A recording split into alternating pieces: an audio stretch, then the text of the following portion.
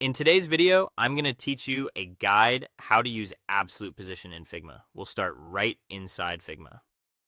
Open your file and head to the canvas where you have your frames set up.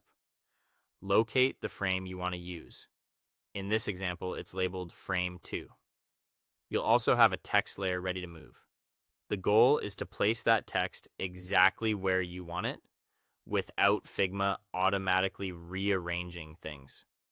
Now try dragging the text onto frame 2. You might notice that as soon as you drop it in, the text appears to disappear. Don't worry, it hasn't been deleted. What's happening is that frame 2 is likely using auto layout, which organizes content based on layout rules. Your text is being placed into that flow or possibly clipped by the frame's bounds, so it seems like it's gone, even though you can still find it in the layers panel. To place elements freely, you need to adjust the frame's layout. Click to select frame 2, then right-click and choose More Layout Options. This opens the layout controls for the frame so you can change how items are handled inside it. From there, click on Remove All Auto Layout. This switches frame 2 from a flow-based container into a regular frame.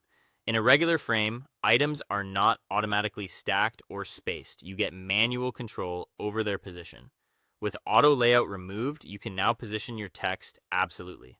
Drag the text back onto frame 2 and drop it exactly where you want it. You'll see it stay put. You can fine-tune placement using the X and Y coordinates in the right sidebar, or nudge with your arrow keys for pixel-precise adjustments.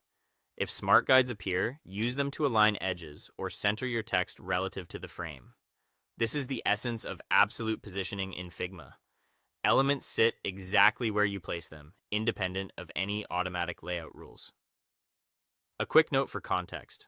Auto layout is fantastic for responsive components and lists, but it can override manual placement. By removing it from the frame, you're telling Figma you want complete freedom. If you ever change your mind, you can undo or reapply auto layout later without losing your content. Keep your layer order tidy as you position things. Bring items to front if needed so they don't sit behind other layers, and name layers clearly so you can find them fast. That's all for today. Thank you for watching, and I'll see you guys in the next one.